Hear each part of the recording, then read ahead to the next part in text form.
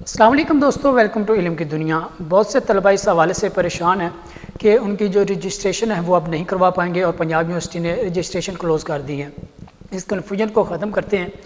Punjab university ने अक्टूबर में जो रजिस्ट्रेशन का सिलसिला था वो शुरू किया था और तमाम तलबा को ये बता दिया था कि वो तलबा जो associate degree in science, associate degree in arts, associate degree in commerce किसी भी मजमून में वो अपना दाखिला यूनिवर्सिटी ऑफ द पंजाब से प्राइवेट कैंडिडेट के तौर पर भेजना चाहते हैं तो वो अपनी रजिस्ट्रेशन करवा सकते हैं पार्ट 1 के लिए।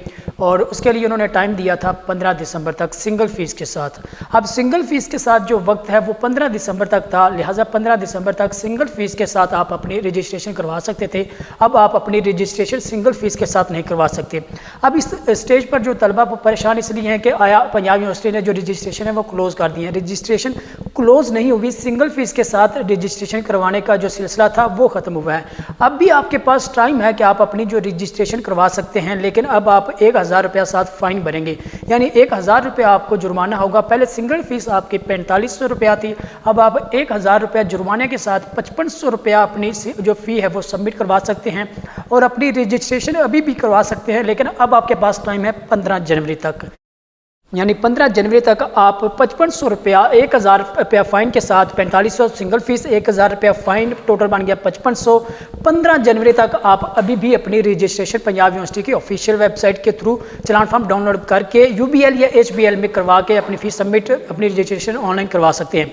नंबर 1 ये चीज़। अब वो इसके बाद भी आपके पास टाइम होगा अगर आप 15 जनवरी तक अपनी रजिस्ट्रेशन नहीं करवा पाते।